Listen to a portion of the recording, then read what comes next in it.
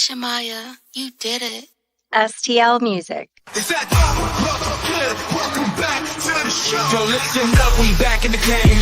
Sweet believe we got the flame. Motivated to the fullest, every say with them. Wake up, get it in every way. Rockin' the 222 in the global inspiration.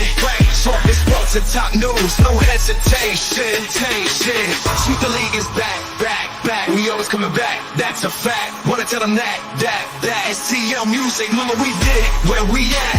Coach Jill in the house with the flow so tight. Every perfect rock stats, we united. The best show, Monday through Friday. If this ain't different, they lying. We got the energy. When I say sweep, you say the league. Sweep the league, sweep the league, sweep the league, sweep the league. San Antonio, let's go. Sweep the league. Sweep the league. Sweep the league.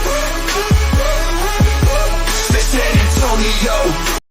Hi, it's Sherilyn, and you're watching Sweep the League TV. Follow me on Instagram at official Sherilyn for more content. Hey, this is George Iceman Gervin, and you're listening to Sweep the League Radio.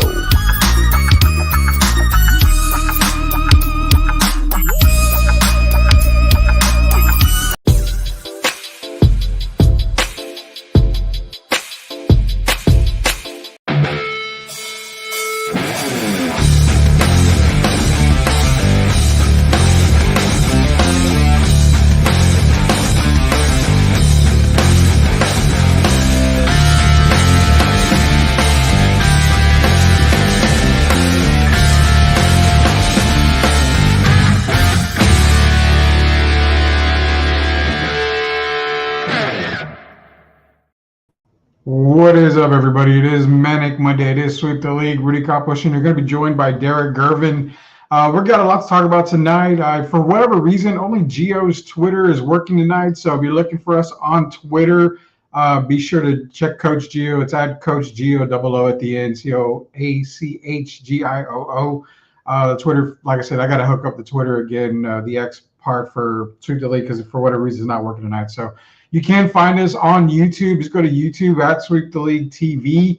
Now we are on Twitch. All you have to do is go to Twitch, and you can just search Sweep the League on Twitch. So we're broadcasting live on Twitch right now as we speak. So again, appreciate the new people coming on the Twitch feed as well. So again, the best place to reach us is at YouTube at Sweep the League TV on YouTube. Rudy Koppos, you're going to be joined by Derek Gervin. Super League Manic Monday brought to you by MCS General Contracting, Special Leaf Tea, Castro and Sons Solar, and La Cocina Taco Truck. Plus, shout out to a good friend of ours, Jeff Garcia, Locked On Spurs podcast. I'll hopefully be on this week with Jeff at some point. Now I'll be on next week. We got a lot to get into tonight. For whatever reason, like I said, the Twitter feed, if you're trying to look for us on Twitter, go to Coach Gio's. It's going to be at Coach Gio double O at the end. I'm going to share that to my stream as well. That way you guys can be sure to get on that. Let me bring in Derek Gervin himself, Hall of Famer Derek Gervin. Derek, how are you doing, man? How was your weekend? Hey, my weekend was great, Rudy. I'm preparing for this. You see, I'm wearing a boxing shirt tonight. I'm preparing myself for this coming weekend. Mr. Madrimov versus Terrence Crawford. So everything's going well. Oh, you know what? For the boxing, we'll just cover that on Friday. We'll get some insight on some boxing. So we can get a boxing guy on the show as well. That way we can get some insight on the boxing coming up this weekend, man. You know what's kind of crazy is this coming Monday, a week from now, I get a year older, and I don't like birthdays, Derek. I hate birthdays. I hate getting old. I don't know why. Well, look at it the other way. There's a lot of people who wish some members of their family could have grown a little older. So every day is a blessing, and the older you get, man, hey, the better it is. I want to live till I'm 100. I still have 39 years to go, so I hope the Lord blesses me to have 39 more years. You know, I stop and think sometimes, like when at what point do I just say, golly, okay, I think I'm good now. I think I'm good. And that's kind of a crazy thought for me to have. But, every time around birthday time, I start thinking, man, I don't celebrate it. I don't think I haven't celebrated my birthday in probably 10 years. Every year, just another day for me. That's really all it is for me. It's just another day. Well, I mean, everybody have different feelings about it. I'm happy every time my birthday come. I was treated last year for my birthday by John Robertson, Andre Yeah. Robertson's dad, and I didn't really want to do anything. But when he Yeah. got through talking to me about how important every birthday is, man, I have a different outlook now. So I appreciate John, and I just see it a little differently today. Just thankful for every day, but I'm also thankful for every birthday or anniversary, as some people call it.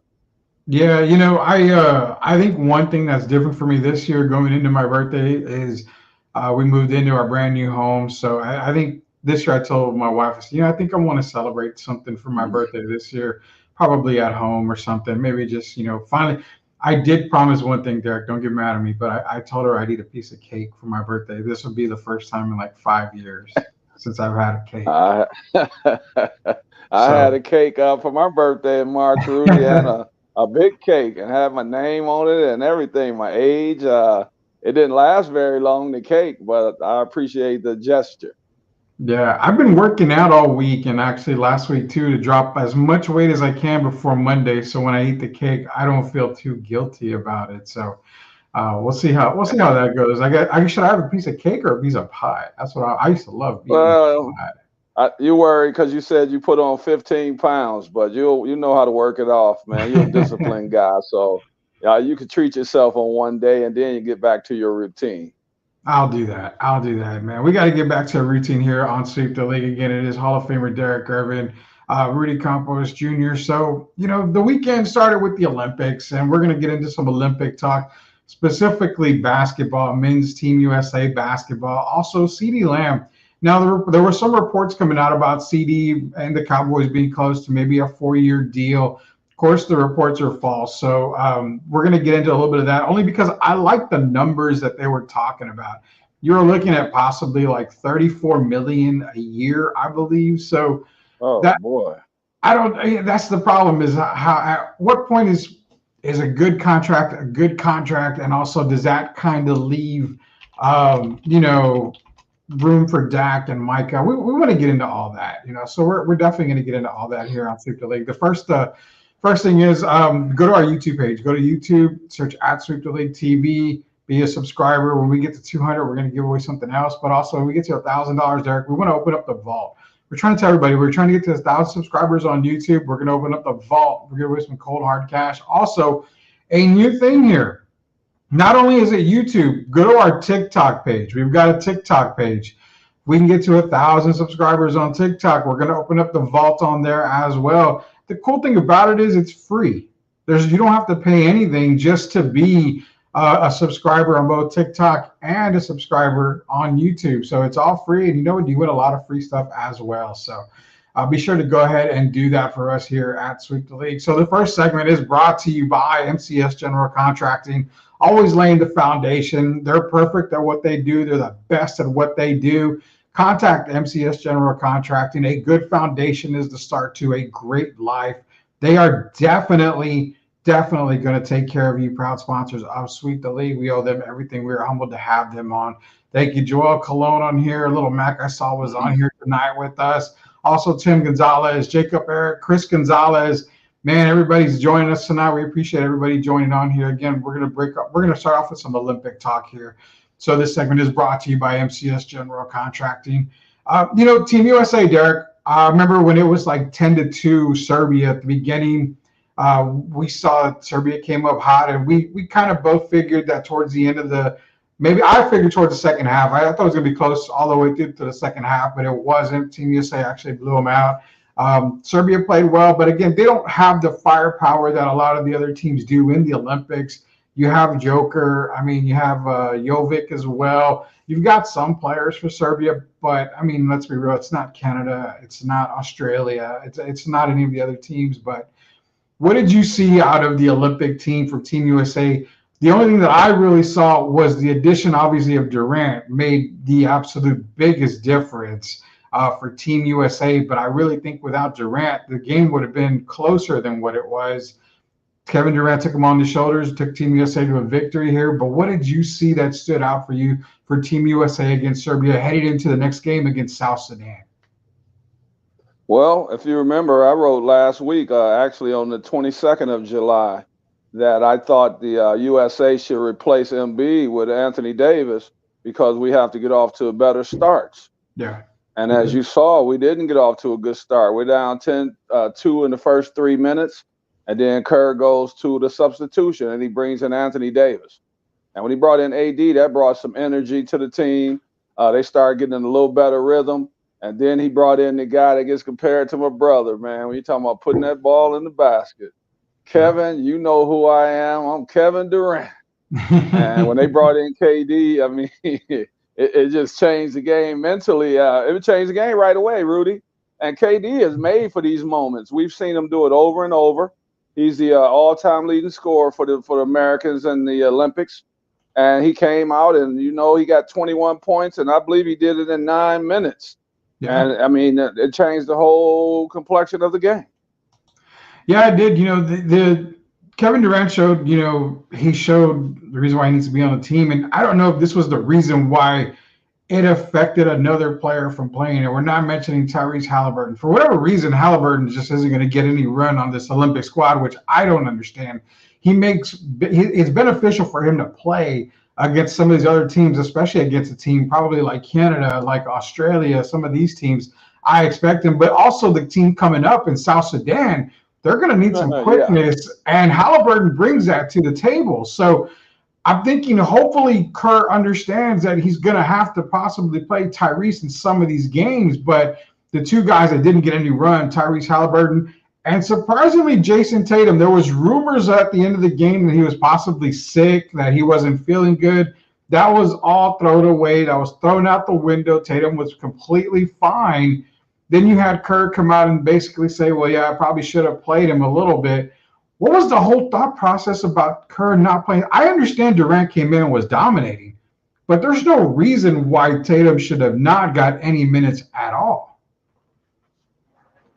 Steve Kerr doing Steve Kerr things, and then, give us the political talk afterwards about how he felt like an idiot and, talking that crap.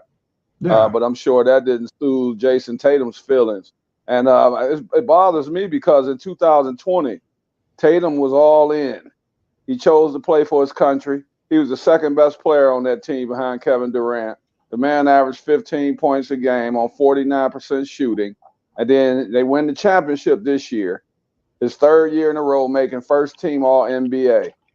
Only American to make first team All-NBA. And you sit him down, don't even play the man a minute.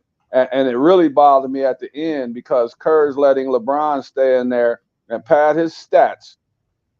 In a 26-point game, we're up at the end, and you couldn't find time for Kerr or for Halliburton or Tatum. I just think it was total disrespect. I didn't like it at all, and I hope he does better the next game because we're going to need Jason Tatum, and at some point we're going to need Tyrese Halliburton, but you got to keep them in it mentally. I know the fans say, oh, you're supposed to stay ready and this and that, but you don't understand unless you've been there.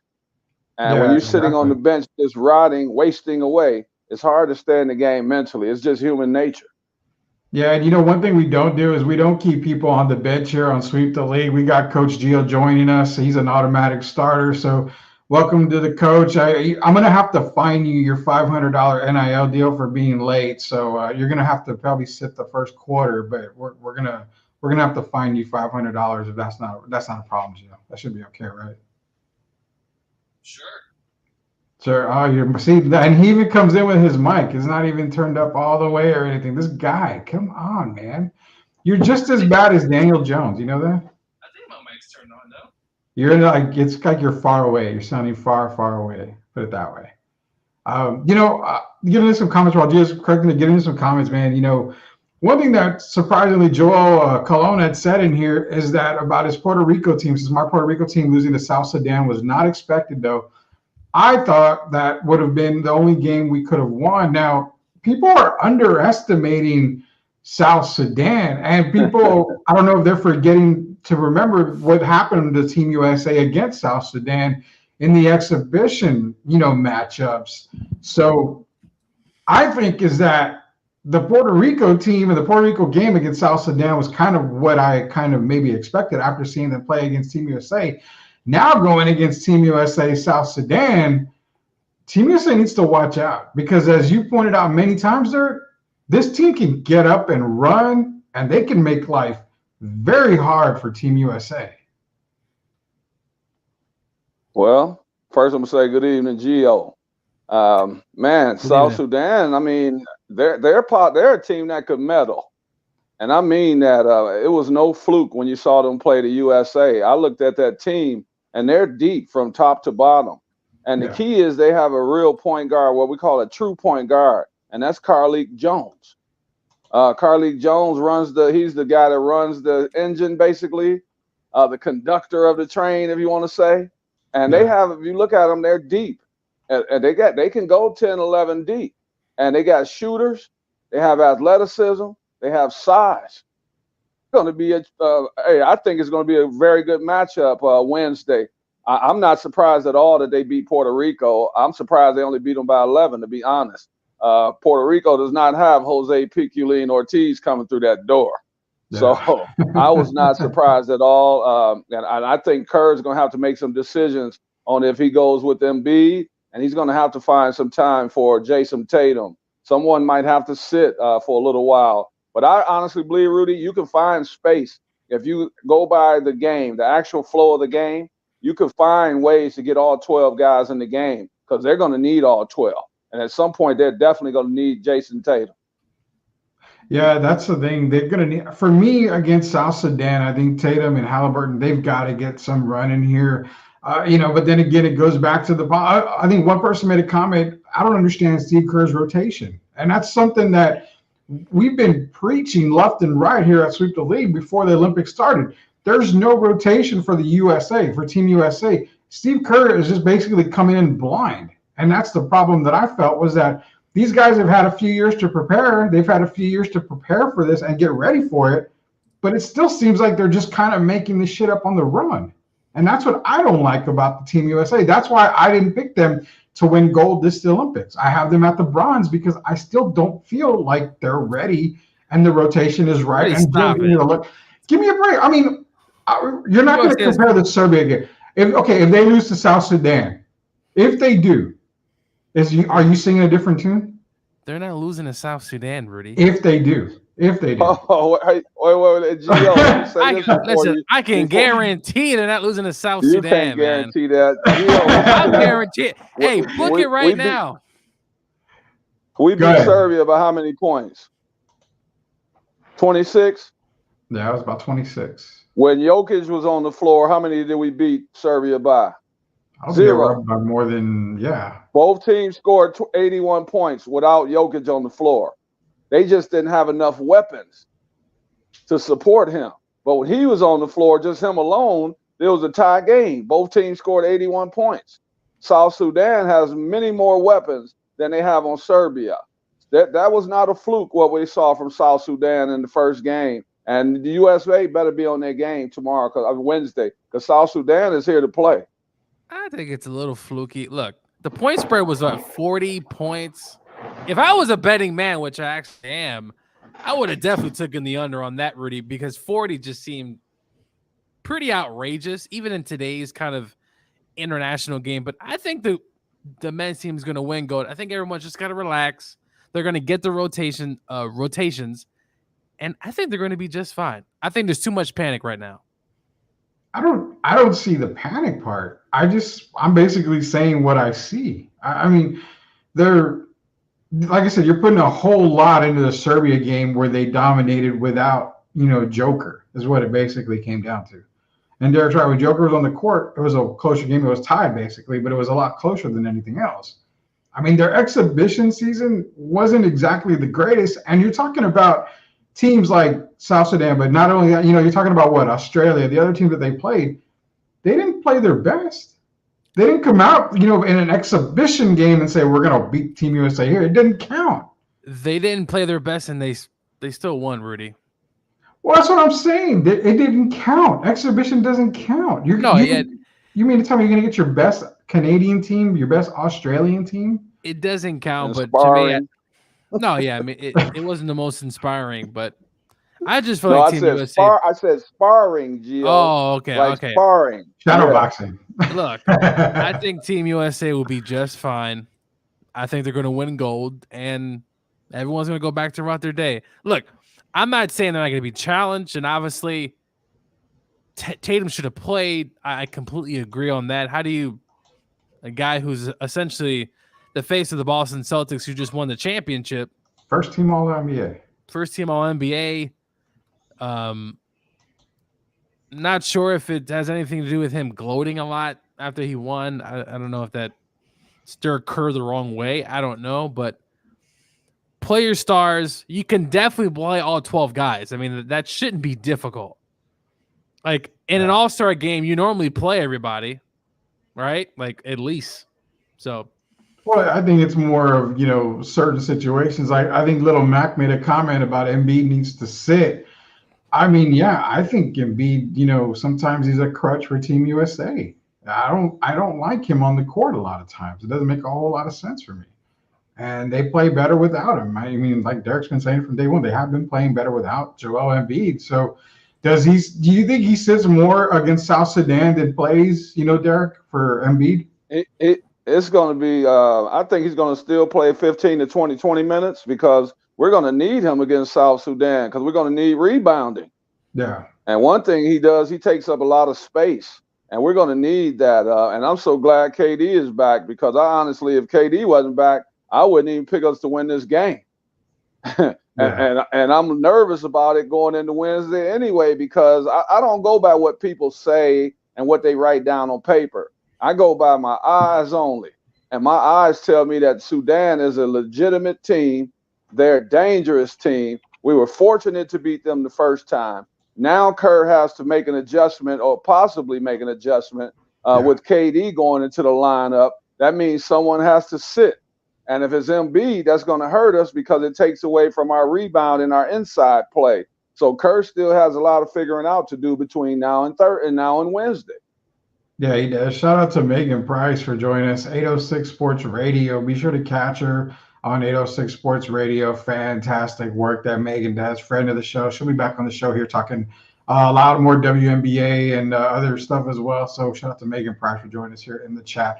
Appreciate everybody joining us in the chat. We are talking about Team USA. They had a walk in the park. Let's just say it was a walk in the park, for pretty much against Serbia. The whole Jason Tatum thing not playing, Halliburton not playing, we still got to get them in the lineup somewhere. They got to get part of that rotation. They're going to need them later on down in this Olympic competition. South Sudan is next. Again, people are overlooking South Sudan. I know it's South Sudan. Come on. Gio thinks that they're the worst team in the Olympics. I never said they were the worst team in the Olympics. All I'm saying, I think Team USA will be okay. I think they'll be all right. Hey, Rudy, can I remind you guys of one thing? What's up? Against Serbia, we got a lot of open looks. The USA went 17 for 30 from three. Yeah. I don't see them going 17 for 30 against Sudan. Sudan closes out a little faster. They have better athletes. And what worries me is if we get it caught up in the three-point thing, we could be in trouble because they're going to make us put the ball on the floor. And that's why I say you're going to need someone. Tatum can get to the basket.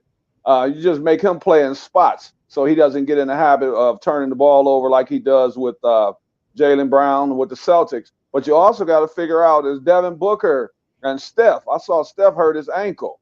Is his ankle going to be a problem? It was his knee. I saw him grab his ankle. Oh, his ankle too. I remember they ran into his knee on when he was trying to fight through a screen.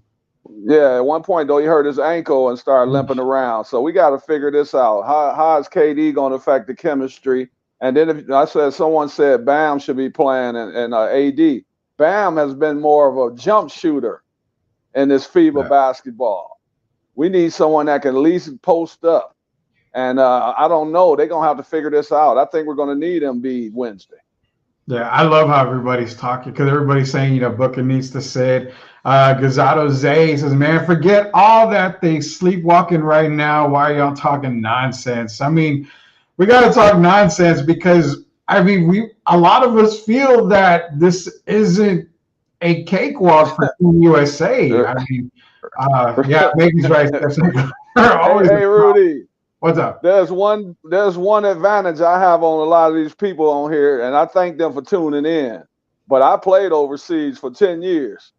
Yeah. So I know what they're capable of, what kind of players they are. Just because you put an all-star team together, this is not 1992. And just because you put an all-star team together does not guarantee you victory. It's about sharing the wealth. And sometimes guys don't want to do that when it comes down to the Olympics. So everyone that's thinking we're just going to cruise to victory, I'm telling you, it's not going to happen.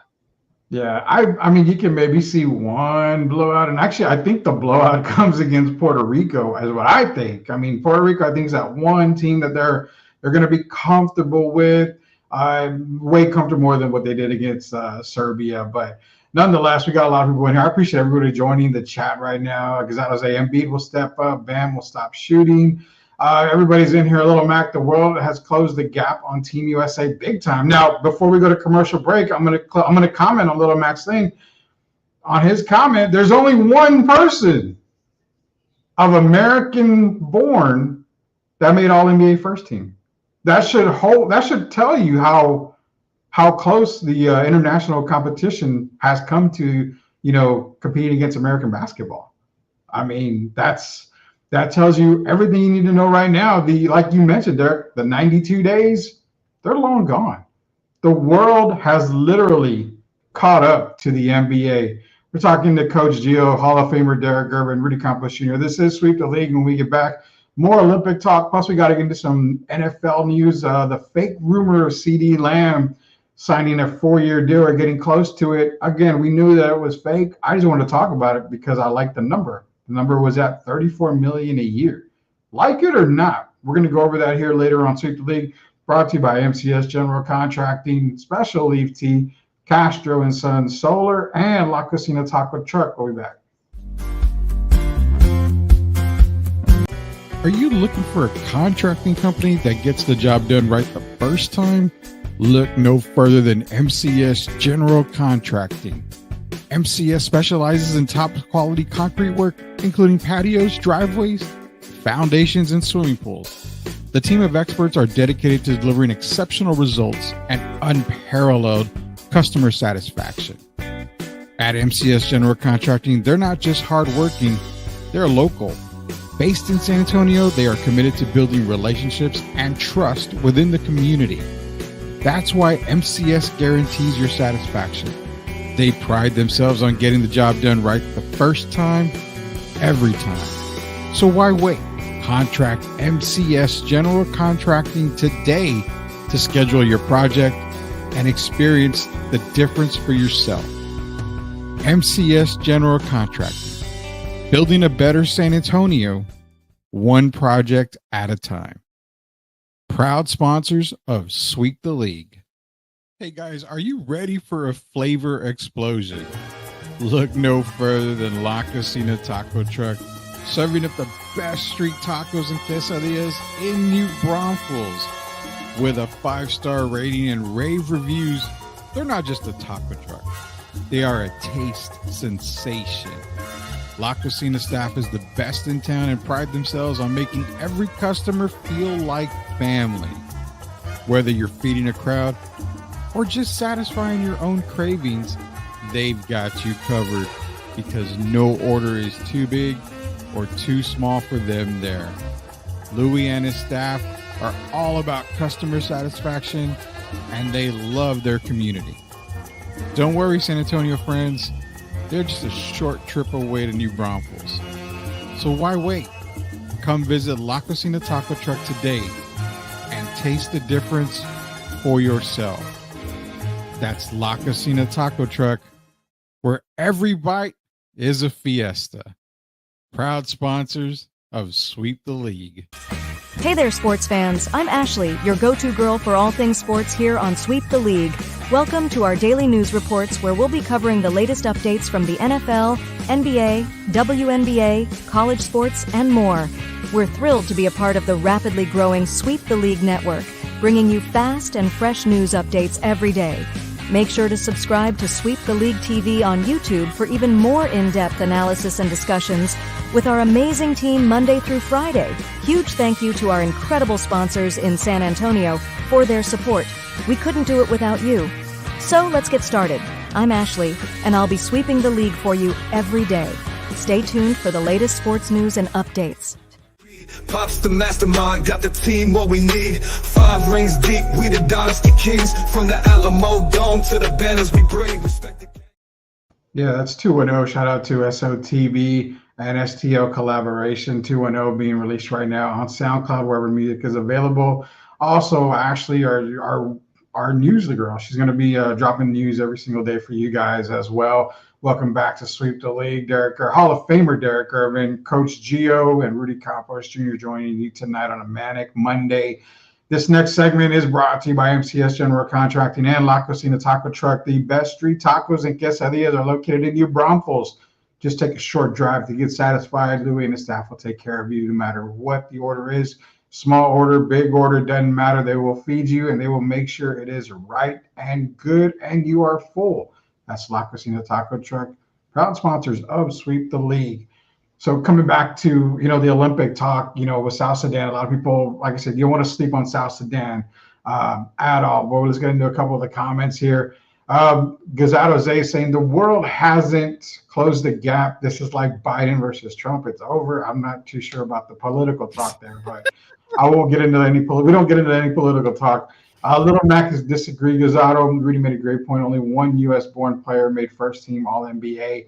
That's been kind of every year. It seems like, Doncic has been one of the best players for a while.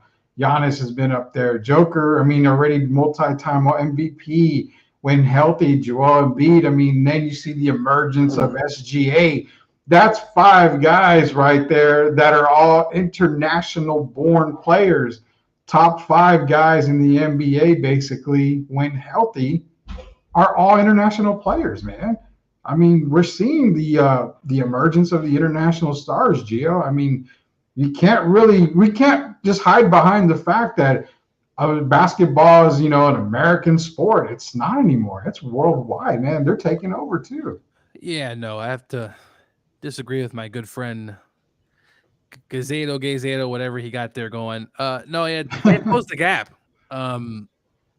This is not 1992 or even 96 or even 2001. We saw what happened in 2004, Rudy, with Argentina. That kind of started that kind of swirl. Then it's continued on, and the NBA, and not just the NBA, but the U.S. society has to continue to improve, because right now what's happening, Rudy, these countries have all been together.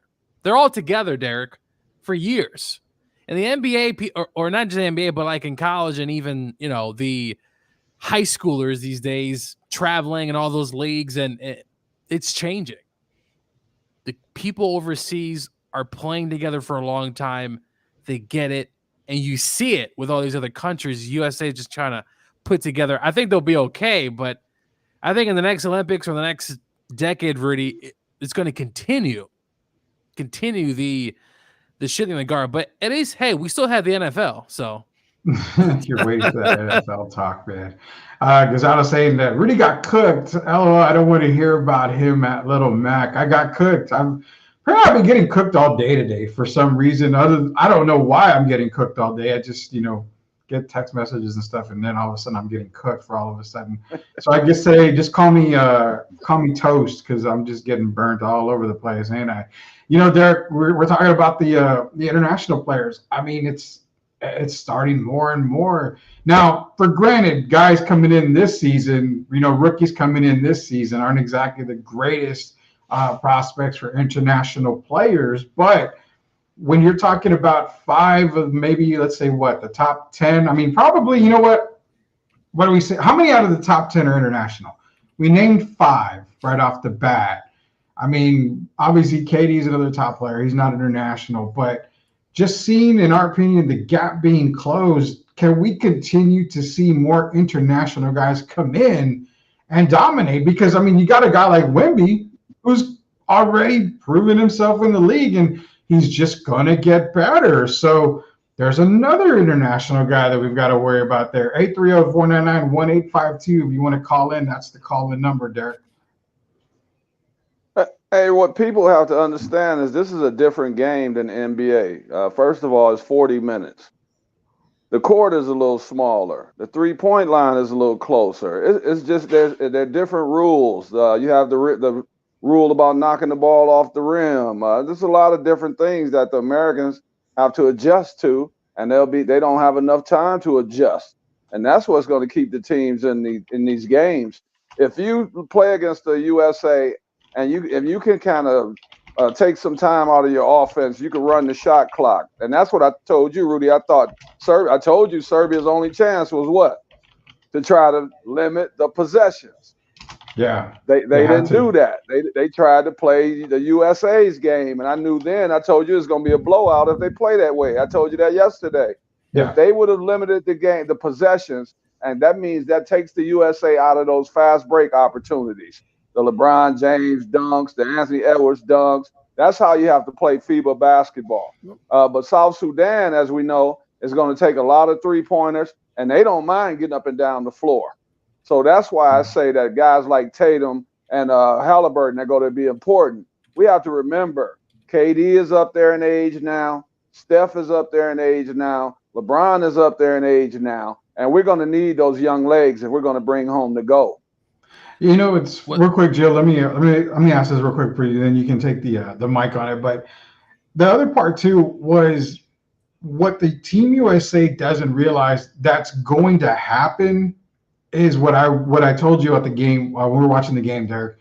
If more of these teams start taking charges off of the fast break, Team USA is going to be in foul trouble quick. They're not used to that kind of play in the NBA. Where in international play, these guys are not afraid to take a charge at all. So keep that in mind. If these international teams really play the way that they're capable of and start taking charges and stepping in front of the players on the fast break, these guys are going to foul out pretty damn quick. Mitchich stepped up right after we talked about it yesterday. You remember he took a charge on LeBron at the free throw line. Yeah, he did. He did. I remember that. What do you got, Joe? No, I'm just saying, we've seen it in other sports. I mean, Rudy, baseball, I mean, that's a great example. American for the most part, and within the last 20 years, some of these baseball teams, what do we see? It's international, right? So yeah, these games have all opened up. We also see it in tennis. Pete Sampras for a long time considered the GOAT. Within the last 20, 25 years, Rudy, there's no top American, at least on the men's side. Obviously, the women's side with Serena. So a lot of sports have changed. In the NBA, I suspect in the next decade or so, Derek, it's probably going to be about 50%. You get no argument here. And just think about this. I posted a few days ago that 2025, 2026, I think we're going to have an influx of South Sudanese players. So it's only going to continue to grow. And when I played, a lot of guys had NBA potential. I read some of this stuff on Facebook of how LeBron has played against 51 NBA players and Jordan only played against 5. Let me kind of explain that. A lot of players back then were making very good money, so they chose to stay in overseas as opposed to coming to the NBA. You had guys like Oscar Schmidt from Brazil, all-time leading scorer in the Olympics. So they still had guys that could play that were very talented, but now they're coming to the NBA. Before they just chose not to. Yeah, and what's crazy is that you brought up a fantastic point. So you didn't see the influx of international players back in the 80s and 90s because you're right. They were getting paid buku dollars across the sea. Keep this in mind. Check this out. You want to be surprised by it? This is why we didn't see Oscar, Arvidas, a lot of these guys come over. When you think about Michael Jordan, the greatest player of all time, and his career earning, forget the Nike basketball stuff. The guy made $94 million in a 15-year career. That should tell you the reason why we didn't see international players back then. They were going to make more overseas than they were coming to the NBA. Now it's totally different. I mean, you're making $94 million in a damn year, probably in a couple of years is what you're making $94 million if you're that great. So then the money's better now to come to the NBA.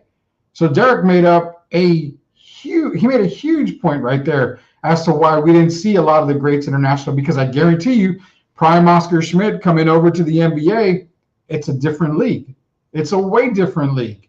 You've got him. You started to see the emergence of, like we mentioned, Drazen Petrovic. If you had prime Arvydas Sabonis come over to the NBA, again, it's an international dominance. You're seeing a guy that could possibly have been MVP candidate year in, year out in the NBA. But they were making so much money back then overseas. There was no point in coming to the NBA. They weren't paying anything. So hey, Rudy, your guy came, but he was one of the first, Marcellonis, Marcellonis. Yeah. And after that, we had, Draws, we had Vlade Divac, Tony Kukoc. But now, I mean, you got, you tell these guys now, if you look at the money, you got an opportunity to have more financial security than you even had over there, making $3 or $4 million. Over here, you can make after taxes $25-30 million. So, I mean, it's just doing the math. And those guys are making the best decision for themselves and their families now. And right now, that's coming to the NBA.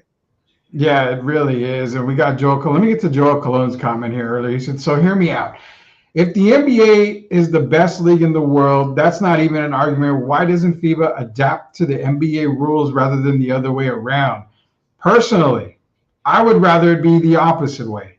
I would rather have the FIBA rules in the NBA. But then again, it's weird because one of the arguments that I had with that was, well, the NBA, it's going to be boring basketball. It's FIBA rules. You can have the center just camp out in the paint. The scoring's going to be down.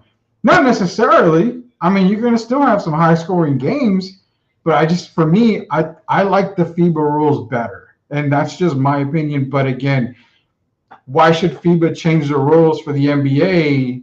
And I mean, it's an international competition. The Olympics is not an American competition. It's an international competition involving every country. They go by their rules. So, I mean, they shouldn't have to adopt the NBA rules.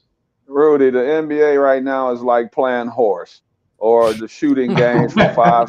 Well, I'm just being honest. Come on now. 5 spots. You shoot from the wing, the corner, the top, the other wing. That people don't want to see that. I'm tired of it. I'm supporting it because I'm a former player and I love the NBA, but I prefer the physicality that we're seeing.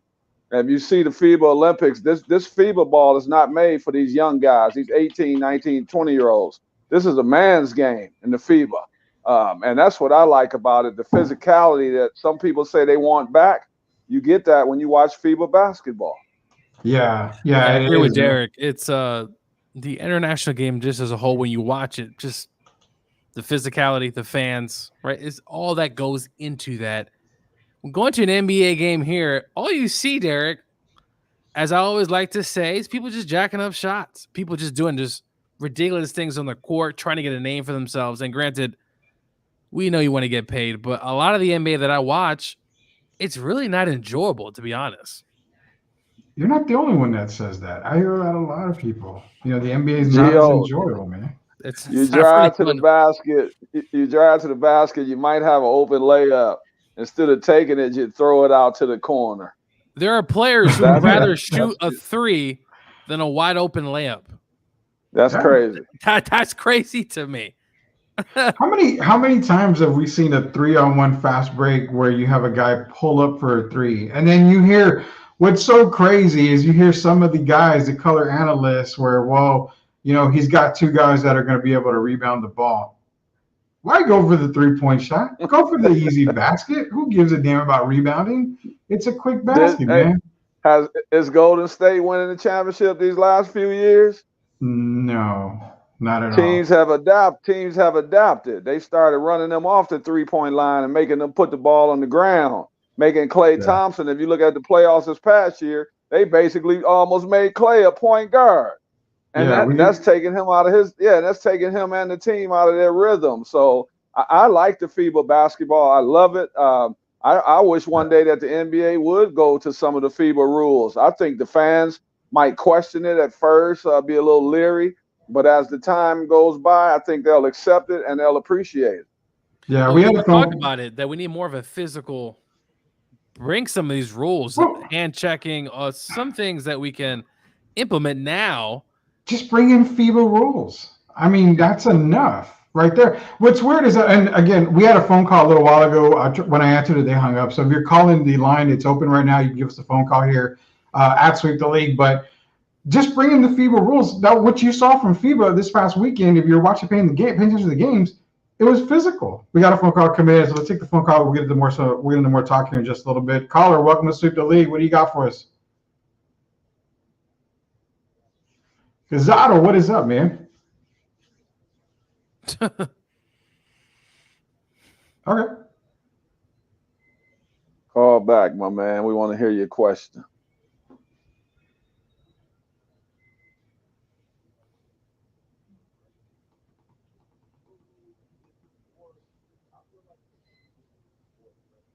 Mm-hmm.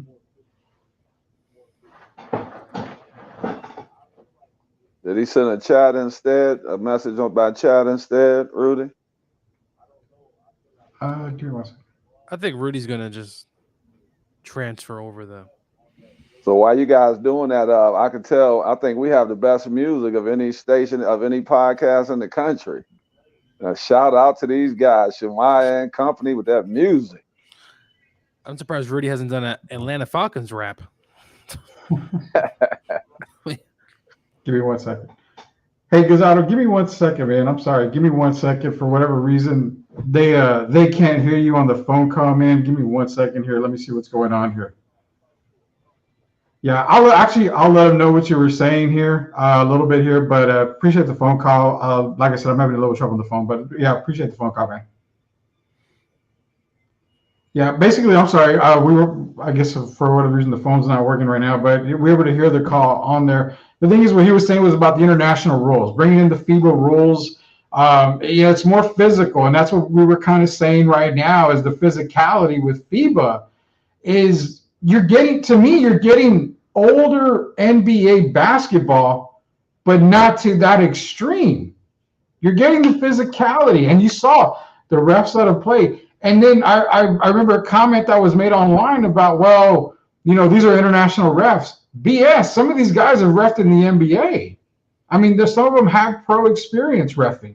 So they got both FIBA and basically NBA, referees doing this whole Olympic thing. Yeah, we shouldn't discredit a ref just because he may or may not have refereed in the NBA. But listen, the rules, it just shows you what the NBA is just missing and what we've been talking about for the last year or so, or I know Rudy's been talking about for a long time, is bringing these rules to the NBA just makes so much sense. Now, I'm not saying bring every single rule, right? But yeah, listen, bring some defense because my golly, sometimes you watch these games and it's just guys, just no defensive.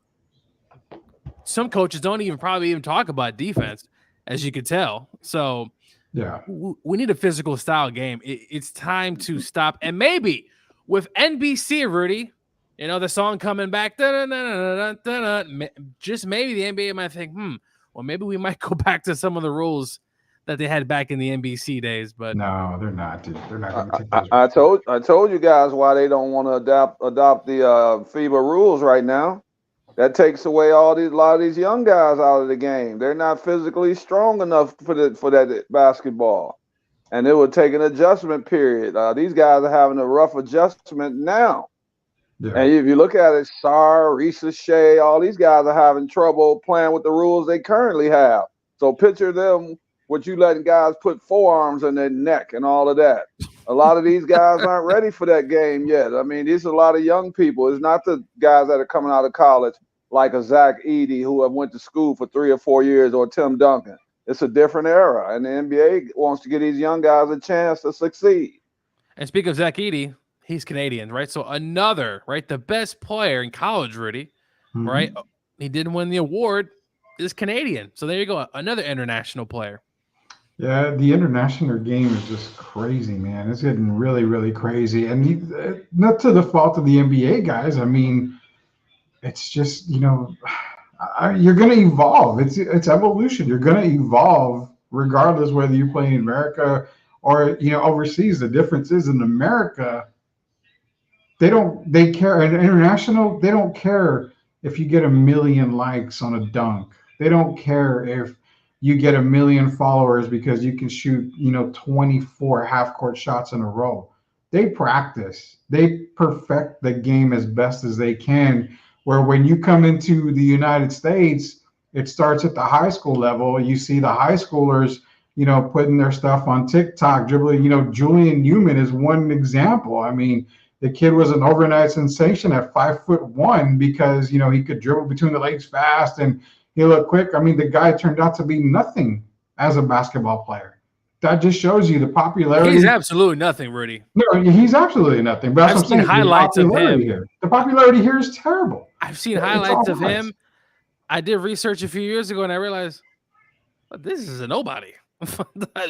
Why are we hyping him up? His dad was the worst thing to happen to him, and I don't mean in a bad way. I'm saying in basketball, and for basketball, his dad was the worst thing could have happened to him. Kind of reminds me of a guy that's having trouble getting on the floor right now in Cleveland, Imani Bates. And sometimes these parents got to step back. They trying to do well. LeBron was an anomaly with him and Bronny. Everybody's not LeBron. And sometimes these parents have to step back. Yeah, they really do, man. Because I was in here, says, so is LeBron showing he is physical like back in them Jordan days? LeBron's always been physical. I'm not gonna lie. I mean, yeah, you get the occasional, flop, and you get the occasional, he hit him on the side of the head, a tap with a finger, and LeBron thinks that he got poked in the temple with a knife or something, but he can play the physical game. He's a physical specimen. I will never deny that. We talked about LeBron back in the 80s, him, playing with a team like Detroit or somebody like that. I mean, he would be really good. He would actually play really good in the 90s, I believe, with the physicality. He's not the biggest flopper in the league anymore. Is that Luka now? Luka, and don't leave out the big fella now, who's our starting center for the USA.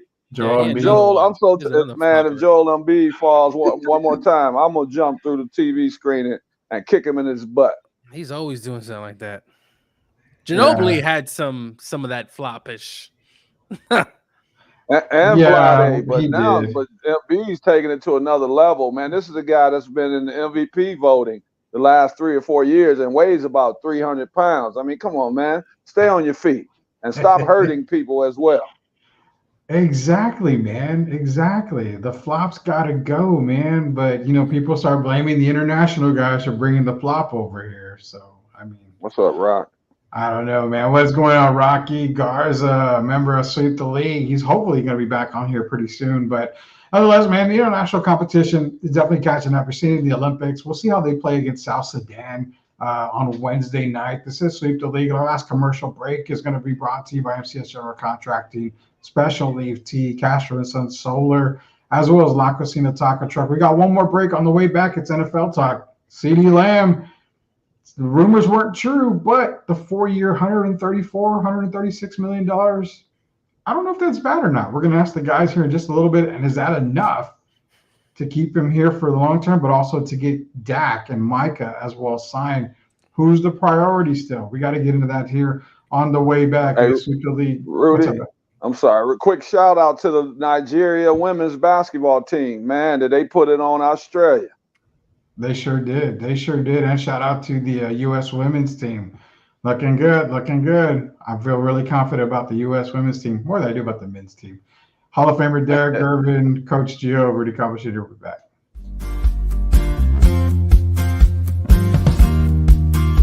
Howdy from Texas. You've got to be tired of the sizzling electric bills in the Texas heat, right? Well, partner, we've got the solution for you.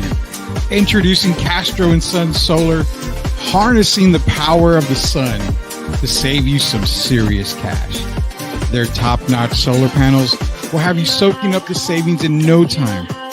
Imagine lower electric bills, a reduced carbon footprint, and the satisfaction of going green. Their expert team will take care of everything from installation to maintenance. We're talking hassle-free, worry-free, and stress-free solar solutions. So why wait? Join the solar revolution with Castro & Sons Solar. Let the Texas sun shine bright and your savings shine even brighter. Castro and Son Solar, empowering your home one sunbeam at a time. Call them today and let's get this solar party started. Can you imagine a world where nature meets wellness, where every sip you take nourishes your body and soul? Introducing Special Leaf Tea, a line of 100% natural, ready-to-drink iced teas crafted to boost your immunity and energy. With 4 unique flavors to choose from, as in hibiscus blueberry, tangerine ginger, pomegranate blueberry, or the original, you can indulge in the perfect blend of taste and nutrition. Their teas are carefully crafted with 2 times the antioxidants and no added sugar. They're known to help with blood pressure, hypertension, type 2 diabetes, cholesterol, weight management, and even provide natural energy without caffeine. Join the movement towards natural wellness. Order now at www.specialleaf.com and start sipping your way to a healthier, happier you. Special Leaf Tea. Nature in every sip. Proud sponsors of Sweep the League. Spurs fans, are you ready to stay ahead of the game of the San Antonio Spurs with the best coverage in the business? Tune in to Locked On Spurs, the daily podcast that brings you expert analysis, exclusive interviews, and all the latest news and updates for your silver and black. Join Jeff Garcia, the most informative and entertaining host in the game, as he breaks down all Spurs news and notes, interviews the biggest names, and keeps you locked into all things Spurs. From Monday to Friday, get ready to start your day with the best Spurs coverage in the business. Don't miss out on the expert opinions, the hot takes, and the can't miss guests. Make sure you're locked in with Locked On Spurs. Subscribe to their YouTube channel now and stay ahead of the game all season long. Locked On Spurs. It's the best Spurs coverage in the business. Don't miss out. Shemaya, you did it. Wemby, the king is crowned. Wemby, king is crowned. Future of the league and he's wearing a crown. We playing justice, playing checkers, no contest. Wemby's got the game on lock and he's making it statement. I'm talking about Wemby, the next in line. Future of the league and he's shining fine. Yeah, shout out to MCS General Contracting, Special Leaf Tea, Castro and Son Solar, as well as La Cocina Taco Truck. And Tim, I see your comment about talking about USA teams, Team USA Women's. I promise we don't get into it tonight. We'll get into it. I mean, we only have an hour and a half, man. We talk about a lot of stuff on here, so I promise you we'll get into a lot of Team USA Women's talk as well. We've got a whole week ahead of us. Rock has a question, but before we get into that question, I got to check it out. But first off, this last segment is brought to you by MCS General Contracting, La Cocina Taco Truck, Special Leaf Tea, and of course, Castro and Son Solar. This last segment is brought to you by all 4. Shout out to Jeff Garcia and Locked On Spurs. Hopefully, I'll be able to be on this week or next to do another episode of Locked On Spurs. Rock is asking if Tatum plays more against South Sudan, whose minutes are you cutting? So before we get into NFL talk, whose minutes would you guys be cutting if they have put Tatum in? I honestly think it should probably – honestly, it's hard because as much as I know we need Embiid for rebounding, I don't know if you take away minutes from him for Tatum, maybe from Bam. I mean, there's got to be somewhere there that you've got to take someone out. Could it be maybe Derek White's? Could it be Drew Holiday's? It's kind of tough to tell right now. Derek How White. about a few minutes? Go ahead, Gio. Go ahead.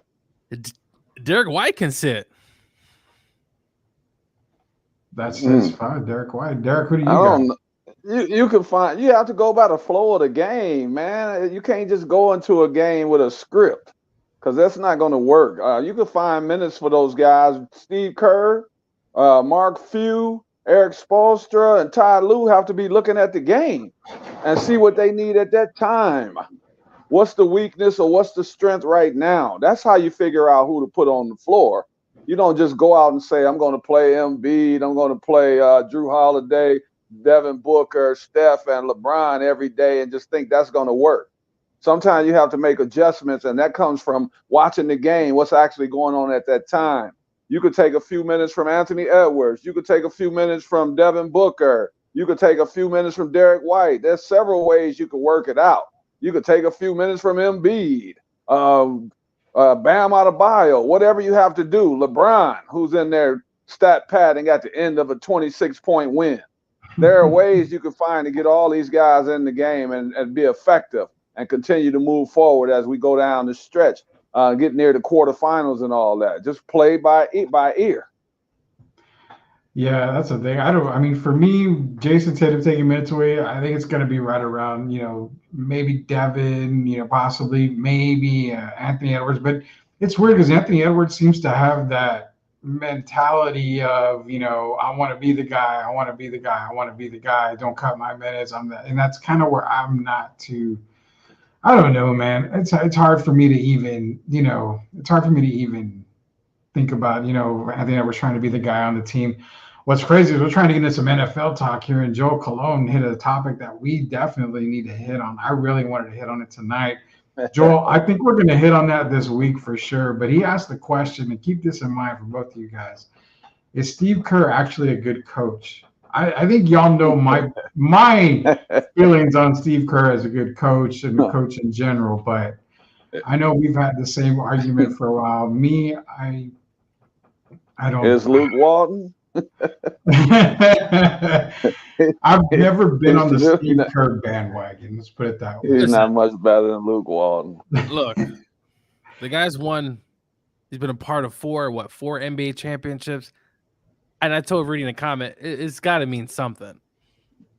Mark Jackson. Something to win, thank Mark Jackson for starting it off. Hey, Mark Jackson may have started it off, but Steve, he did coach him. 4 championships. They did win 73 games. They didn't win. Kevin Durant, 2 of those years. Gio.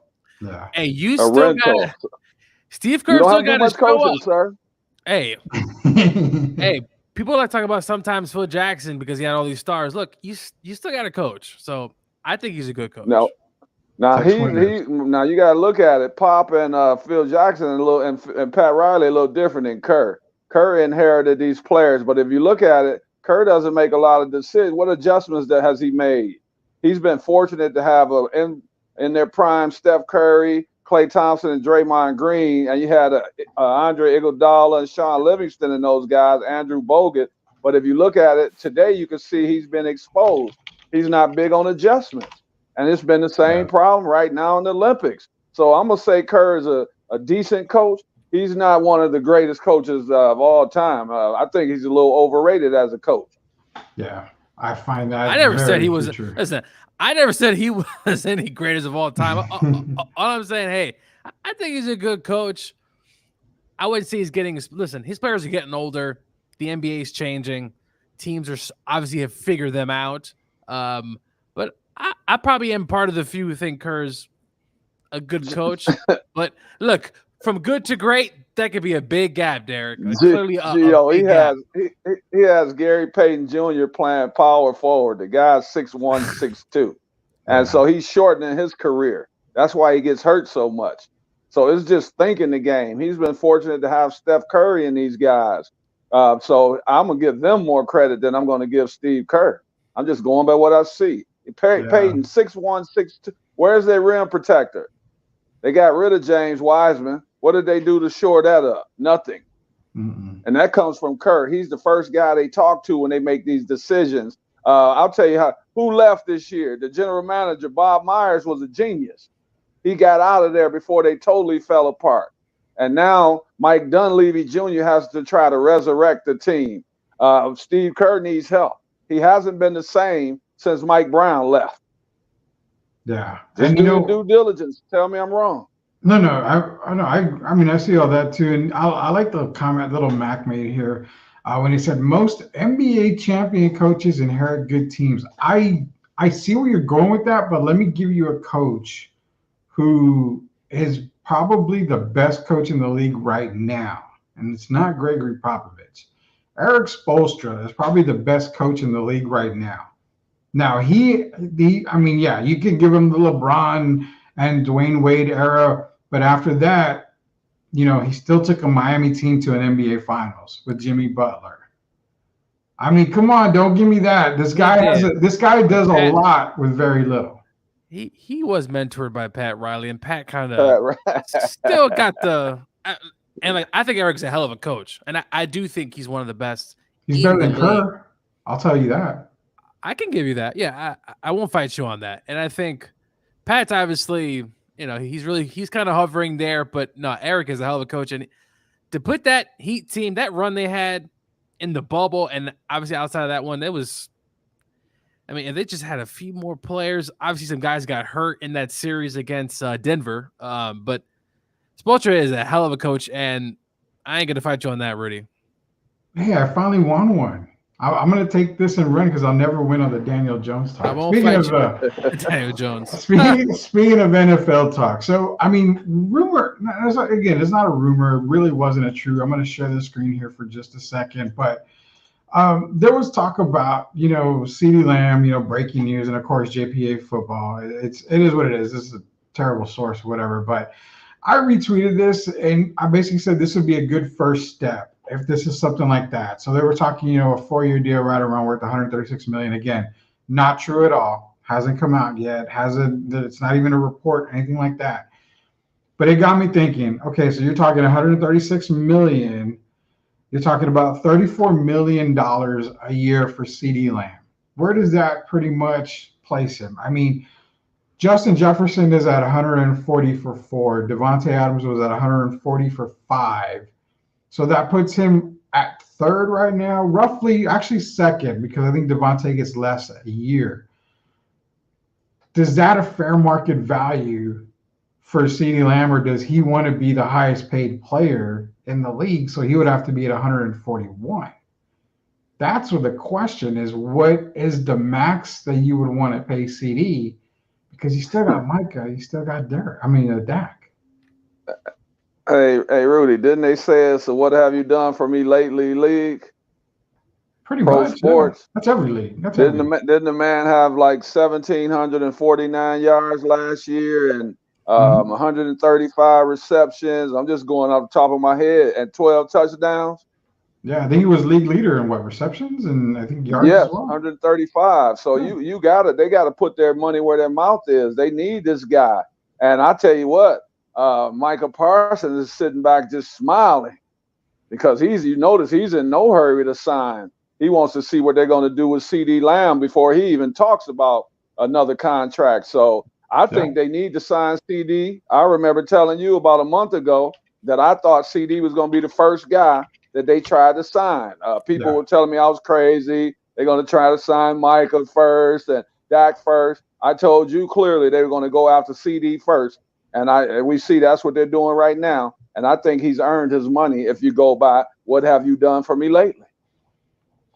Yeah, Gio, the money for CeeDee, I mean, I agree with a lot of people saying he should be the top receiver being paid right now. But, man, you've got so many issues. It's not like Justin Jefferson where you're going to have to pay Kirk Cousins, 40 a year. And then you got to pay Justin. You went ahead and just paid Justin. And you went and drafted J.J. McCarthy. You brought in, who was it, Darnold, I believe. So, I mean, you sacrificed the quarterback position. Dallas can't afford to really sacrifice that quarterback position right now. As I tell my friend, go ahead, Derek. No, I'm asking Rudy, why can't we? Do we even know that Dak's going to be a Cowboy after this season? No, there's no guarantee. There's no guarantee. So you got to focus on the one. You got to focus on something. CeeDee is going to be here after this season. So you got to focus on the people that are going to be here, and then you go to the next step. But right now, CeeDee is the number one option that they got to figure him out. They got to do something with him. And then you worry about Dak. And we know they're going to take care of Micah Parsons. So Dak might end up being the odd man out. Sadly, it looks like that might be the case. Go ahead, Joe. Yeah, I was going to say, look, if I'm CeeDee, I told Jerry, that's got nothing to do with me that you got to sign other players. CeeDee's next in line, and I think the market value for what he's done in the last 2 seasons, he needs to be the highest paid, whether that's $1 million or just a touch above Justin Jefferson. I think he deserves it. He's a hell of a ball player. I know Rudy likes to say that you can get a receiver in the 8th round these days in the NFL draft, but at this present point, he is next in line. And look, we see it. Jared Goff got his deal, right? Carson Wentz got his deal years ago. Those deals are discount now. It's going up. And Patrick Mahomes' deal is a discount right now. You know, Jerry has that weird conference he did last week. I didn't understand what he was saying. He compared himself to Patrick Mahomes. I was confused. I was like, Jerry, what are you talking? Just pay the man, Jerry. But to Derek's point, I think Dak is going to be probably the odd person out. I told Rudy that if I'm the Cowboys, I'm not signing Dak Prescott.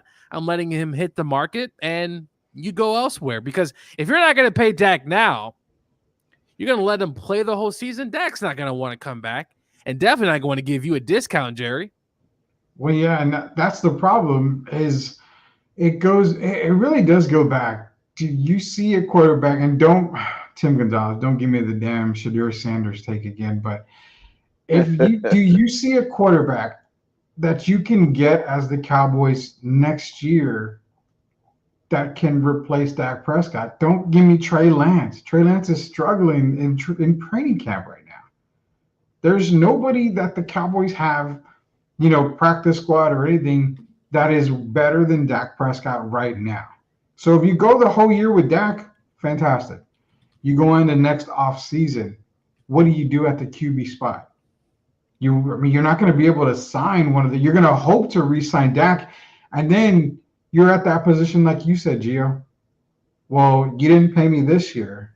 Now you're going to have to pay me next year, and it's going to be a heavy price tag. And so that's the part where I'm trying to figure out for Cowboy fans, like, do you eat it now or do you wait and pay almost, an extra 25% on top of what you would have had to pay him this year? Listen, if I'm Dak, the Cowboys seem to always disrespect Dak over the years. I mean, they want to give him that contract the first time.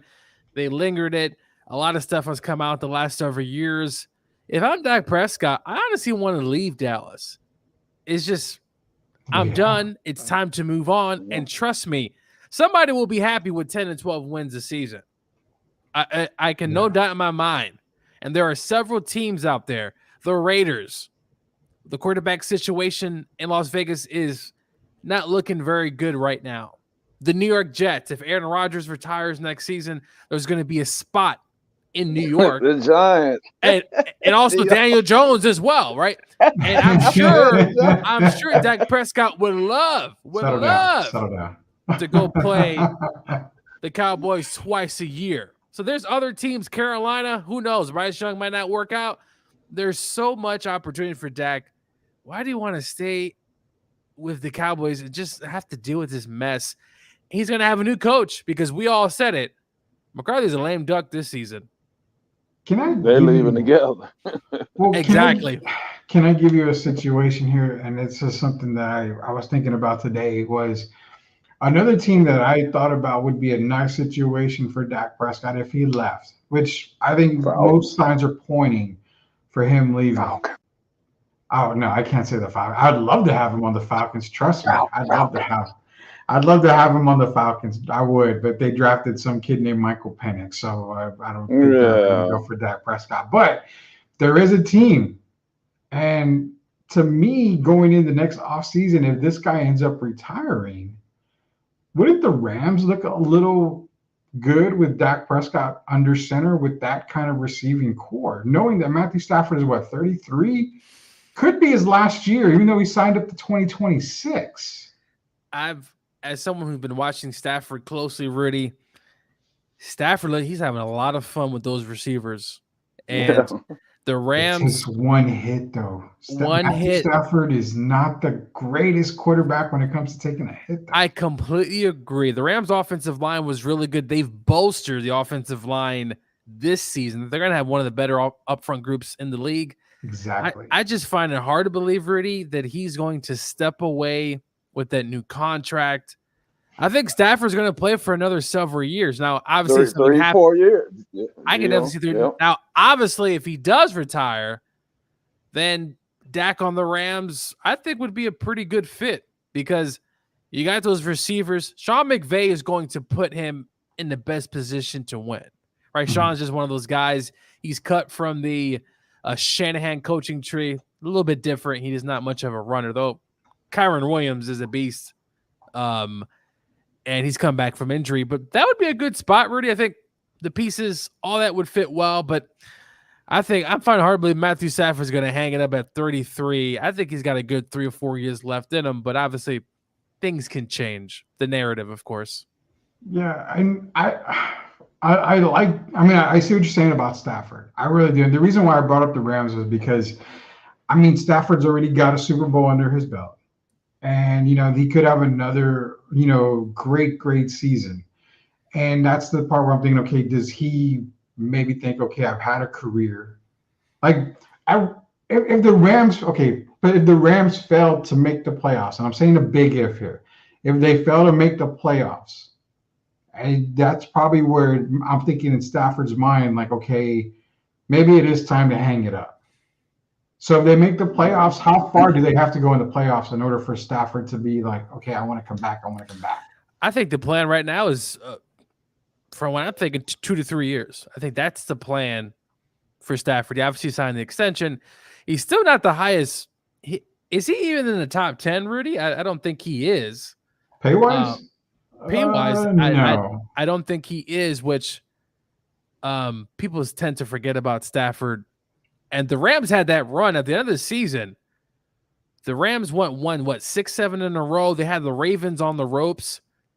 And, Detroit, if Stafford gets at least 1 or 2 passes in the end zone, the game's. And if the Rams had a kicker, we had no field goal kicker last year. We couldn't do anything. If the Rams had a kicker, I'm sorry, Derek. The Rams lost by 1 point. The Rams lost by 1 point in that playoff game. The Rams had some kicker. And Kyron, the Detroit Lions really did affect the Rams' running game. The Rams couldn't get any space. But I don't think Stafford, and I can't wait for that first game because that is a big game. I wish the Lions game was in the middle of the year, but it's the first game of the season. So, Derek, we'll have some good conversations before then. Detroit. I think he wants to win. So I think he wants to at least have an opportunity to win another championship. And then he's playing in good weather. And then I had a question for you and Gio. When you talk about Dak, don't you think Dak really wants to play somewhere where it's warm? I don't know. That's a good question. It's a good question. Coming from Mississippi State, so obviously warm weather. But where outside of Tampa Bay, maybe would Arizona. Oh, you can't get rid of Kyler Murray. Gio will forbid anybody from getting rid of Kyler Murray. Yeah, I'm not. The only thing I've said on Kyler is I think he's just a better quarterback than Daniel Jones. That's all I've said about Kyler. I'm expecting Kyler to have a good year. Didn't we mention a team that's going to be very lucrative and very, basically eye candy for quarterbacks? We mentioned with Seattle.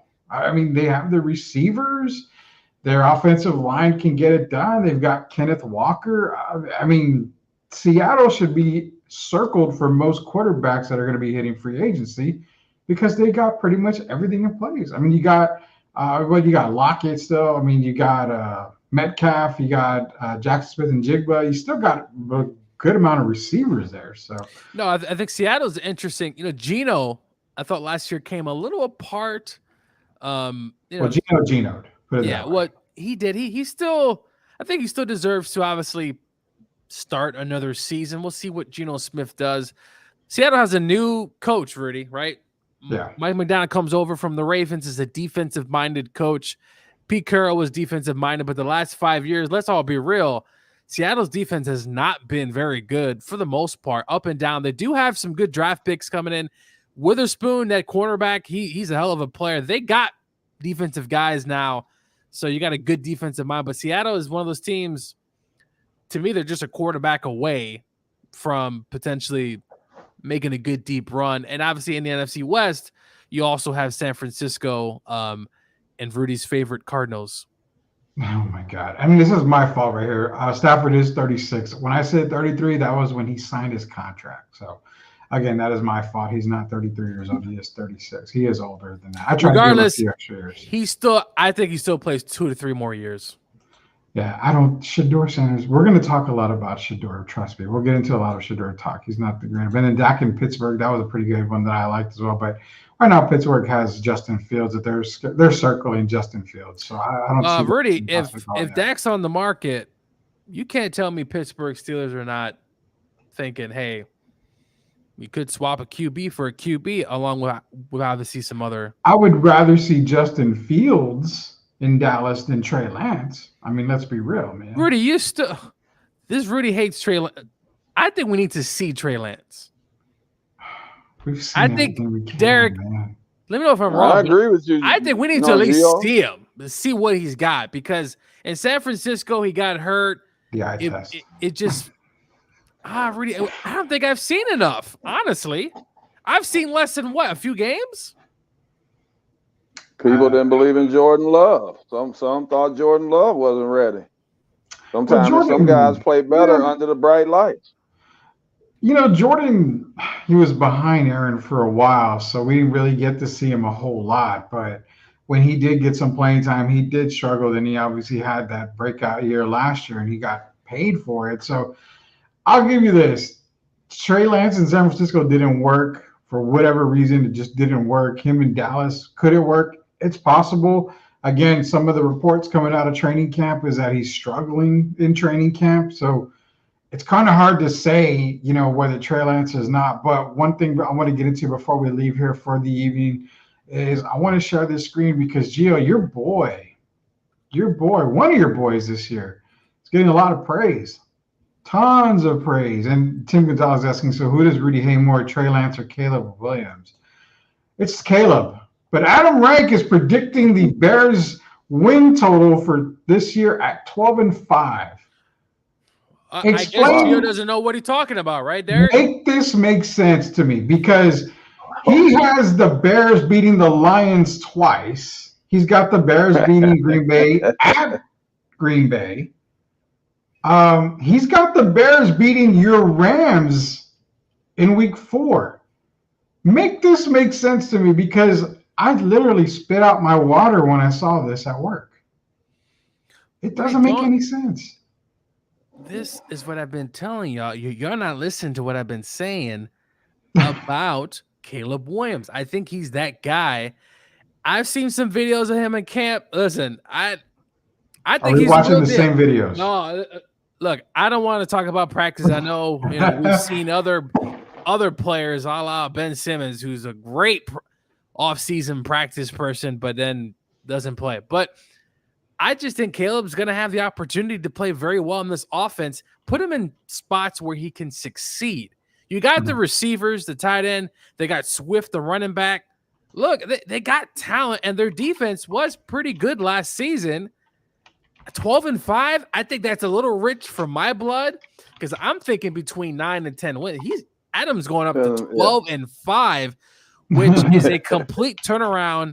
And as someone who's lived in Chicago, the fans would be joyful to see a team go 12-5 there and have your quarterback. But I don't think this is far off from what I've predicted.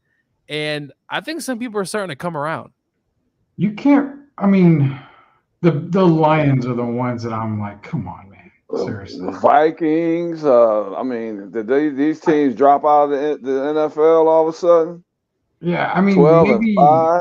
Maybe I give them maybe I can see the Vikings split. But look at their schedule, though, Rudy. They got the Cardinals, they got the Commanders, the Panthers. Okay, the Patriots. I mean, those are 4 very winnable games. I've never very seen winnable games. The Colts is going to be a tough one. I like what they're doing there. And the Titans is not easy. I hate that people write off the Titans. They're not an easy game.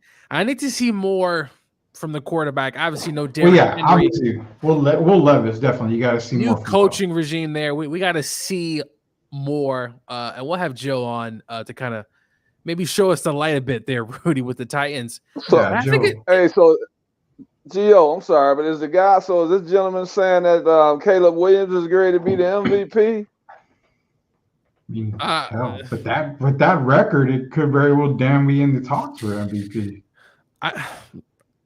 You know what? It's a lot of expectations. I'm going 9 to 10 wins. He's gone 12. I don't think Caleb's going to win the MVP, but Caleb's going to be the reason why they win a lot of football games. And Caleb is a better quarterback right now than Justin Fields. I know Rudy has disagreed with me on that, but I think it is what it is. And if Caleb gets off to a hot start, they're at home, obviously against Tennessee week 1, which I think is a very winnable game. That's the tough one against the Texans on the road. CJ Stroud's kind of flying high. He's picked to potentially win MVP next season. Colts, they got that Rams game. Look, I think they got a good opportunity here. I think so. And, it's weird that I'm saying it, but somebody mentioned, I think it was Gozado, the Panthers can beat the Bears. The Panthers, I think you mentioned it, Gio, they're kind of flying under the radar this year. And I'm starting to watch a little bit of Panthers, training camp. And, I mean, I can definitely see. I don't so much believe in Bryce Young that much yet, but I do see a little bit of improvement for him. So it may take a little while. Again, full disclosure, I don't hate Caleb Williams to the point where I hope he has a terrible career and all that. It's like I said, I just didn't see him as a number 1 pick. Is he the best prospect in the NFL draft? That's remained to be certain. I thought there was way better prospects. But if you're the Bears and you're trading your franchise QB in Justin Fields, well, then, you believe in Caleb Williams. You go and get Caleb Williams. I felt you could have kept the first pick, kept Justin Fields, drafted Williams, and see what happens, man. Rudy, I just felt like the Bears, remember, they drafted your boy, the quarterback, the boy wonder, right? They don't get Mahomes. They don't get Deshaun Watson. And look, they missed out on, and at the time, Deshaun had, with the Texans, he was playing lights out. I mean, he's playing tremendous. Now, obviously, with the Browns, he's I'm not sure what's going to happen to him this season. There's no happy ending. It might not be a happy ending there. But I think the Bears just felt like we can't let this guy go. He's potentially could be a generational talent. We got to get him now. And that's what the Bears did. They decided to go with my decision. Go figure, right? Yeah, go figure. So, Derek. Hey, Rudy. Yo. Didn't Caleb's best years at USC were what years? I'm going to let Gio answer that because it's both his years. I mean, you think he played better last year than he played the previous year? No, but again, his defense was atrocious. I'm tired of the every defense time I talk, look, man. every time I watch a USC game, the team is down by 30. I mean, but Gio, he overthrew a lot of passes. He overthrew the receivers. Now I'm saying even when they gave him time back in the pocket, he made some bad decisions last year. Listen, he was pushing a lot. He felt like he had to make those plays, but in the NFL, he's going to have a lot of talent around him that he's not going to have to overcompensate. He's going to have a running game back there. His defense is going to be pretty good, I believe, this season, barring obviously any injuries. You give me all that with Caleb Williams not having to push it because he feels like, hey, my defense is going to give up 40 points anyway. So I think it's a golden opportunity for Caleb. Yeah, listen, was him crying on the sidelines? A lot of people didn't love it. Right, he said some things. Some people didn't like that he painted his nails. Look, this is just the era that we're in today, Rudy. Right? It's different.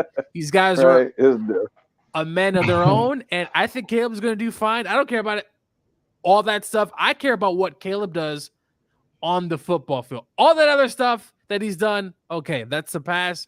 What is the Bears and Shane Waldron doing with him today? And from what I've heard from camp, he's doing pretty well, and I think Bears fans are going to be very happy. You can't even hit a guy. You can't even touch a guy in camp. Of course, he's going to be doing okay. What is he going to be doing when those lines? I saw Daniel Jones look terrible in camp, Derek. So why are you deflecting, man? Take it for what you want, okay? Why are you deflecting? Daniel Jones, I hear Leave my throwing boy alone. picks. Daniel Jones throwing picks when no one's in his face. So go figure that. Oh, I man. like Caleb though. I see them like you, Gio. I see them as a 9-8 or 10-7 team. I don't know if he's gonna ever. I don't see superstardom though. I see a very good quarterback, but I don't think he's gonna reach the pinnacle like some of these people are talking. Like he's going to be the next Peyton Manning or John Elway or Warren Moon. I just don't see that. To put him in those right now would be injustice to him.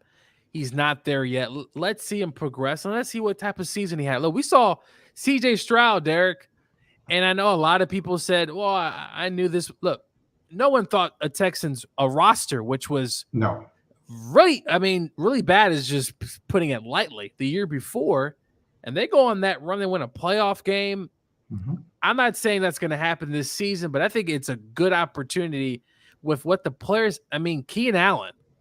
I mean, the receivers they have there, DJ Moore, Cole Clement, the running game. I just find it hard to believe you can't get Caleb to just follow that offense. And he's going to use his legs too. Not the most athletic in the world, but he can also go outside the pocket. I saw him, Derek, fumble the ball, pick it up, and throw it like 60, 70 yards. I guess let me ask you this, and then we'll end the show off with this question. We've said the Bears have a stacked lineup. The offensive side of the ball, I mean, let's be real. It's loaded for any QB to come in there. If he struggles with it, like how many games do you give him if he struggles? He's a rookie. He should have at least a few years. I mean, Fields had Keenan Allen doesn't have 5 years, dude. No, DJ Moore doesn't have but they also drafted another receiver, Rudy, that's going to take the place of Keenan Allen eventually. Well, yeah, Roma Dunze. But if he can't get it done in the first couple of years, it's Komet, Dunze, and Caleb. Keenan Allen may not be there. DJ Moore may not be there. So it's like, in other words, is it now, next year, never? I think if you really want to put a strict timetable, I think Bears front office know it's hypothetically probably next season. We got to see what he does. So I no can't playoffs. They're not going to. Rudy, they're not going to bench him this season, though. No, even if he goes through a rookie wall or whatever, gets off to a slow start. They're all in on Caleb Williams. So he's going to get his opportunity. He just has to be ready and get used to the speed of the NFL. That's going to be as big as adjustment as getting used to the speed. But they're going to give him a chance to succeed or fail. I think they're better than the Vikings in their division. I think we all can probably say that. Yes. I think they're better than the Vikings. The Lions are the class. I mean, the Packers are right there now, but I think the Lions are the class of the NFC North. And these teams all, I think, going to be clawing. And as a Rams fan, I hope those teams beat up the Lions because clearly Rudy has the Lions over the Rams in the playoffs. So I actually have Super the Rams Bowl, sir. 1, Lions 2, but I have the Lions beating the Rams. So the Lions are right now rated second as far as winning the championship, Gio. You know that, right? Unless you got San Francisco 49ers and then the Detroit Lions. Unless your coach, Derek, decides to do something else with one of his decisions. Nah, we get to get our first Super Bowl that we've ever had.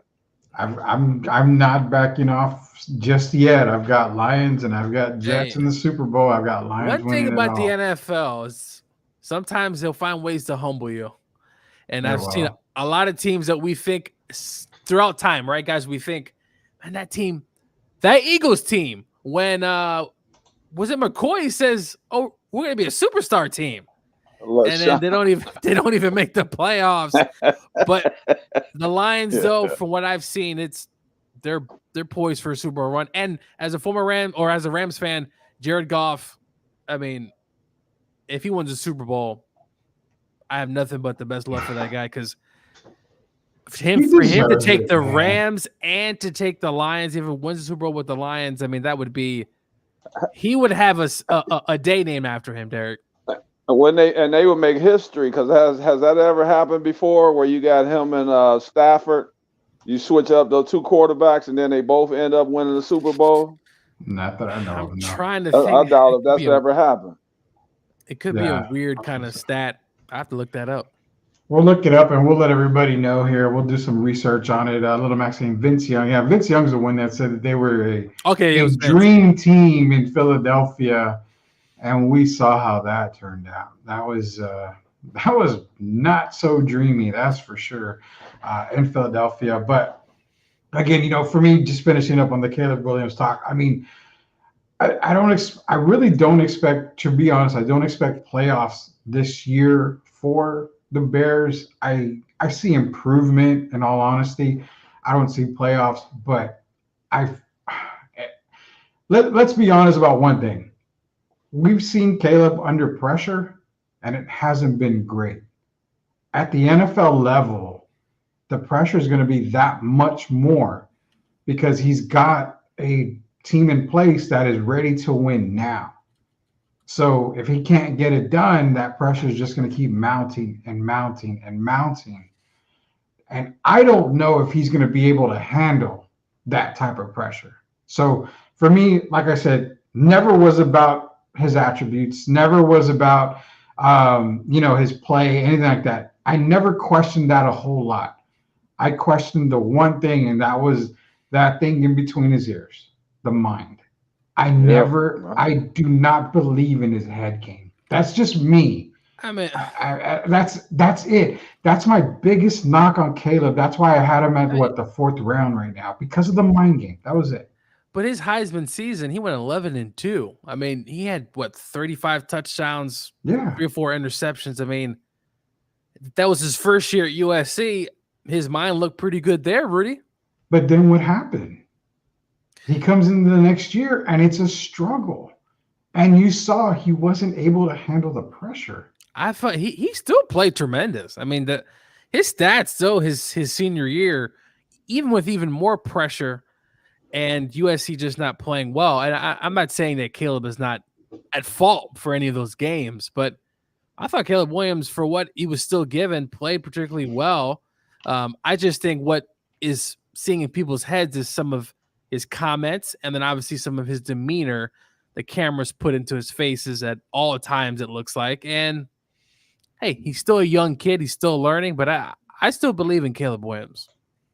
We'll see what happens, man. We'll see what happens with Caleb Williams and the Chicago Bears. We're not done talking football. We've got our college football preview. We've got our NFL preview. That's going to continue now until we get the season started. Season's right around the corner. We're going to do some NFL breakdowns for you guys here throughout the next few days, all the way up until the season starts. And when the season starts, we'll be dropping a lot of NFL talk as well as college football talk, waiting for the NBA to come around, also the World Series MLB playoffs. So we'll have a lot to talk about here in the next few months. But nonetheless, we did talk about some Dallas Cowboy talk with CeeDee Lamb. What are your thoughts on that? Be sure to hit us up on the X. It's at Sweep the League. You can hit up Gio. It's at Coach Gio. That's double O at the end. Also, you want to hit us up on Facebook. Derek Irvin's on Facebook. I'm on Facebook. So is Coach Gio as well. Go to YouTube. All you got to do is go to YouTube, search at Sweep the League TV. Be a subscriber. Join us on there. Shout out to everybody on the stream tonight. 164 of you strong tonight with the live stream with us. Appreciate all the love that we are getting here. Again, the more subscribers we get, the more we can give away. We're trying to open the vault. I kind of cracked the vault open a little bit, but when we get to 1K, the vault door completely opens, and then all the prizes start trickling out. All the cash starts coming out as well. So be sure to get us to 1K on YouTube. Rudy, what's up, bud? I'm sorry. Can we get off? Can I tell some of them about me doing, I do my YouTube like every 3 or 4 days. You can go on if you want to talk to me on YouTube away from this show. I don't mind interacting with you. All you do is go to Derek Gervin, former NBA player, and I'm on YouTube. And I would love to spend time with you. But once again, this is the show right here that I'm on, and I enjoy being on here with Gio and Rudy, and I think we're going to continue to ascend. This is going to be the best show in the country, if we aren't already. I think we're climbing some charts. That is for sure. I don't doubt about that. But he's right. I mean, we are in the little bit of time that we've actually been on our own and we branded ourselves and went on our own, we've actually grown by a lot. And it's all because of you guys out there. Also because of our great sponsors in MCS General Contracting, Special Leaf Tea, La Cocina Taco Truck, and Castro and Sons Solar. You guys are what's making all this go. So we appreciate every single one of you guys, and also appreciate all the listeners out there. So appreciate everybody for tuning in. Until we sweep the league again tomorrow, for Hall of Famer Derek Irvin, for Coach Joe, it's Rudy Campos Jr. We will see you guys tomorrow. Y'all be safe, guys. Have a great night.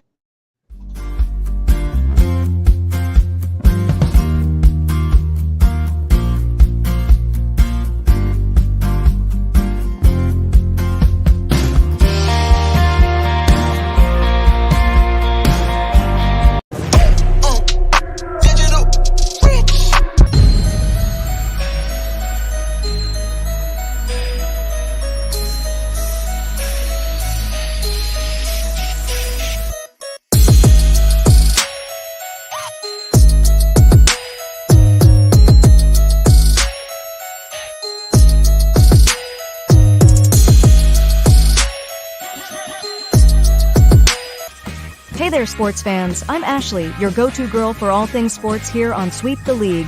Welcome to our daily news reports where we'll be covering the latest updates from the NFL, NBA, WNBA, college sports, and more.